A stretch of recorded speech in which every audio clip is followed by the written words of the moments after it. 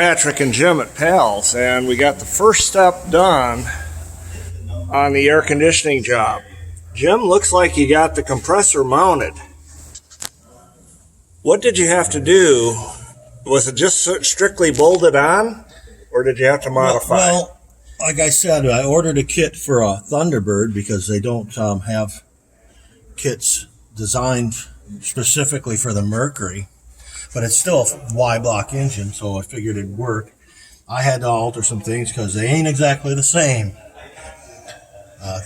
What I ended up finding out was a timing cover, the two bolts down on the bottom that this one bracket, you probably can't see, goes to, that normally holds it back here, were set out further, so I had to modify some things. Like here I had to cut the spacer down so it would fit in between them two, and then add an additional spacer on the back side. So as I'm looking at this, you're running this with one belt.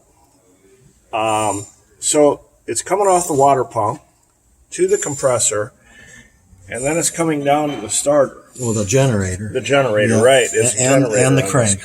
And the crankshaft. So you're able to do all of this with one belt on this car instead of two. If it had power steering, you'd probably have to do two belts, right? Usually the power steering runs on its own belt on the passenger side. Okay. All right. Well, folks, we're at step one on the air conditioning. If you've got a Mercury, bring it to Pals and we'll get air conditioning so that you're cool. See you soon.